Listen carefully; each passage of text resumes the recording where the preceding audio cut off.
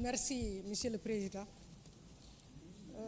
Monsieur le ministre, très certainement mes remarques ont été prises en considération dans le rapport de la Commission. Donc de manière générale, ce que le rapport dit ici m'engage. Maintenant, il me reste à faire des remarques d'ordre général. Parce que si la loi de règlement est une disposition pour permettre un contrôle du Parlement sur l'exécutif, il ne reste pas moins que c'est quand même un outil assez limité parce qu'il ne retrace pas un peu les manquements, on reste dans les généralités et l'exécution elle-même n'est pas assez explicite dans le rapport.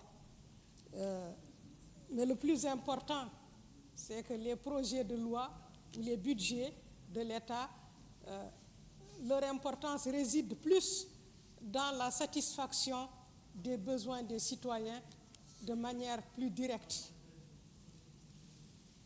De tous les budgets qui sont passés ici, depuis 2018 que nous sommes là, nous avons tout le temps cherché à faire des amendements pour au moins rehausser les salaires des fonctionnaires, ce qui n'a jamais eu lieu jusqu'ici. Et vous avez vu la manifestation de force des enseignants la semaine passée.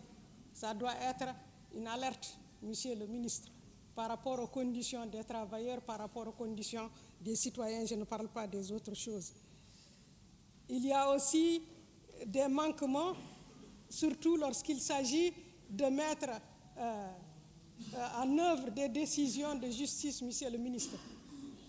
On ne peut pas continuer à faire traîner des citoyens ou des travailleurs qui ont porté plainte contre l'État et qui ont obtenu une décision de la Cour suprême et qu'on continue de tergiverser, Monsieur le ministre, c'est inadmissible.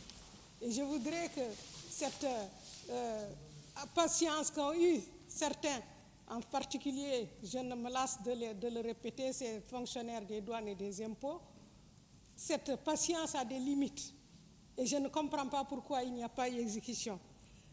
Les travailleurs de l'état civil ont sorti une déclaration, Monsieur le ministre, disant que leur hiérarchie vous a transmis une lettre demandant de leur accorder des indemnités. C'est votre ministre, c'est ce département qui l'a bloqué. Et ces travailleurs, eux aussi, réclament des droits de plus de 2 ans maintenant. En plus du fait qu'ils cherchent à ce qu'ils soient encore un peu plus protégés par d'autres indemnités. Mais aussi, enfin, Monsieur le ministre, c'est le problème des travailleurs de Air Mauritanie. L'État doit protéger les citoyens.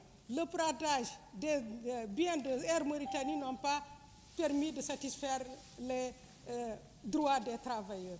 Et il est de votre devoir, Monsieur le ministre, de faire en sorte que ces travailleurs jouissent de leurs droits. Et ils ne vous demandent que de leur donner ce qui leur revient et qui est disponible. Et je vous remercie.